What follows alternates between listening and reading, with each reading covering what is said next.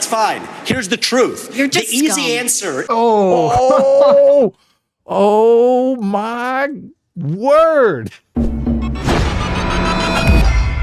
Hey everyone, here are some selected clips from our live reaction of the Republican debate last night. If you want to watch the whole thing, the link is in the description. She's got a real friendly crowd. They were giving her big cheers all night long. Yes.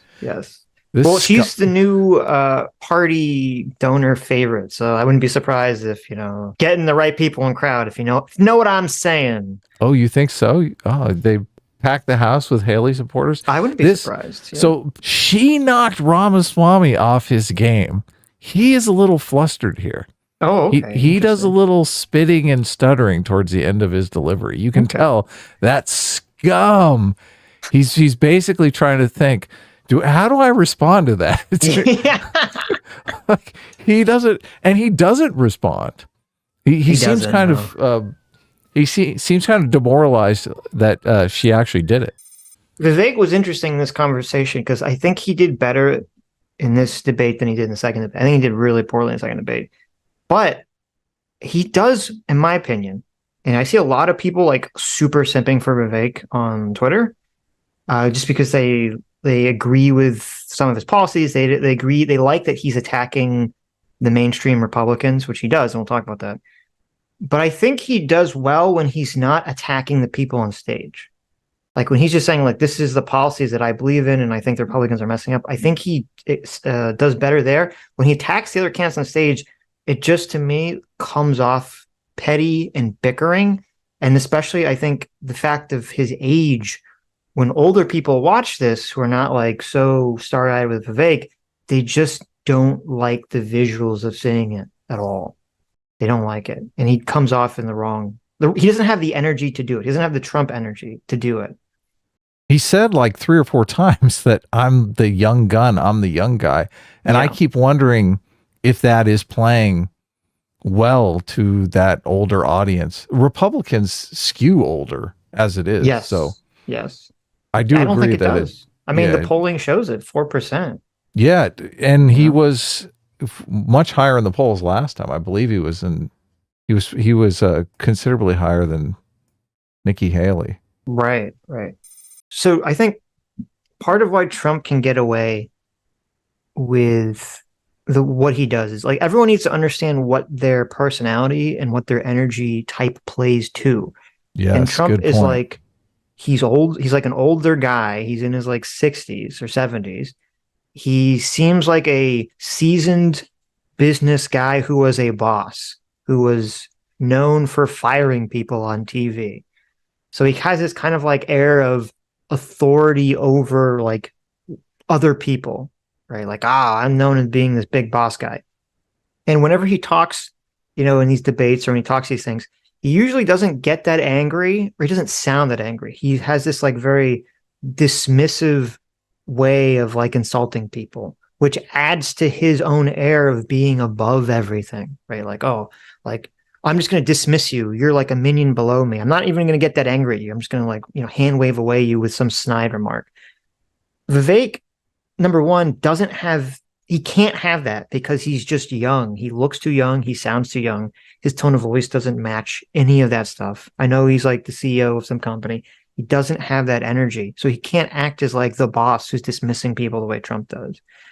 And he has like kind of like, so I think he's completely, when he goes on the offense, I think he just completely stumbles and drops the ball. I don't think any of it works for him. When I was seeing him on podcasts before these debates, he always seemed, his strength, it was so weird on these debates. In the podcasts that we'd watch and these interviews that we'd watch where I thought he did well, he never did this. He'd always be kind of like cordial to the people. And he would say what he believes and he'd be strong and say like, I don't agree with you, but he'd be cordial about it. He had a completely different energy, completely different attitude. He wasn't like attacking people the way he's doing on the debate stage. And I think he really needs to run as kind of like Republican Obama, as like the young guy who's, full of hope and energy that's going to bring about something new and positive.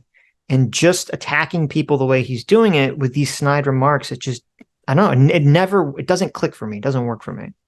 Yeah, you make a super interesting point, and I never really thought about this with Obama before, but Obama did play to his strengths as a younger politician. Was always incredibly respectful. And I do think Vivek has that kind of disrespectful attitude towards his elders that plays wrong for him looking as young as he looks. And he probably could get more buy-in. And you're right, when he was on the podcast, even when he was being attacked, he was super respectful. He maintained that air of, you can attack me and I'm going to respect you. That has gone out the window with all of these debates. Yes. Like, he opened the debate disrespecting the frickin' voters. I was like, what are you thinking? What are you thinking? All of these Republicans, they showed up to vote. They lost their shirts. They're demoralized about it. Here you are the very next day calling them losers. What are you doing? Yeah. Yep. What are you doing? He didn't differentiate between like the Republican politicians and Republican voters when he said that, and I think it was a huge misstep. Yes. Yeah. Huge miscalculation. Yeah. But yeah, no, I think you're honing in on something very valuable there with the respect issue. Because his age, he's trying to make his age an asset. He keeps saying, I think he said 3 times in this debate, I'm the young gun. I'm the one that has the legs that can carry us to the end. Mm-hmm. And that brash, I'm going to nickname everyone and insult everyone, that works for Trump because he's 70. He's like the boss, right? Yeah. But the new guy coming into the company that starts giving everybody nicknames, that's not a good look, right? He hasn't earned it. Yes. So that's I think that's the vibes that are happening here, and that's probably why he's tanking. Look, he's going to be below 2% tomorrow. I don't think he's going to be around much longer. Why do people like Trump? What is the singular thing that Trump has that Republicans love? He says F you. Yeah, he says F you. Right. He says, I'm going to hit you in the head with a 3-inch stiletto. So shut the fuck up, Vivek. This is that stylistically, she's hitting that. She's completely hitting that mark. I didn't see DeSantis pull out anything like that. Here's the issue, though. I agree with you. Well, first of all, her comment about the stiletto, which we'll talk about, I didn't even understand what the hell she was saying. But I don't wear them for fashion. I wear them for ammunition. Yeah. So Vivek said that means I'm going to throw a shoe at you, motherfucker. That's so lame, though. The Vivek says like, oh, we have 2 Dick Cheneys and heels on stage. He said we have 2 Dick Cheneys and 3-inch heels on stage, referring to her and DeSantis. DeSantis never responds to this. He just ignores it. She responds by saying, they're 5-inch heels. I only wear ones I can run in, which everyone applauded to. I was like, oh, okay. And then she said, I don't wear them as a fashion statement, but for ammunition. Which I guess, as you meant, is to like, I'm going to throw them at his face. Right. Yes. At first I was like, was she going to like break off the heel loading a gun? Like, I was like, what the f does that even mean? That's a trope in every movie, a woman throwing their shoe at somebody. I guess it's so lame. I don't think that's a bad comeback. Well, it's better than DeSantis, who just sat there and took it. Oh, thanks for hitting me. DeSantis is trying to do the like, I'm above the fray. He's been doing this for all the debates. Oh, I'm above the fray. We need to attack Biden on each other. That's like kind of been his role in all this. I say Haley is up tomorrow. I say Haley is in second I don't place. Disagree. Yeah, I think easily destroyed DeSantis tonight. It's no contest. What is your prediction? I think you're probably correct that after this that Haley will go up, but I'm talking about like if Trump isn't around, who's going to get that? Who's going to get the bulk of that? And I still think it's going to be DeSantis. Because what you're saying is true. Is like, does Nikki? Does she have the vibe, the FU vibe that Trump does? And my view is no, she doesn't. She's trying to get it, but she doesn't have it. And the only thing that's worse than not having it is trying to get it and not have it, because then it looks bad. It looks desperate. And I think that's why DeSantis isn't even trying to play that. He knows he doesn't have that energy.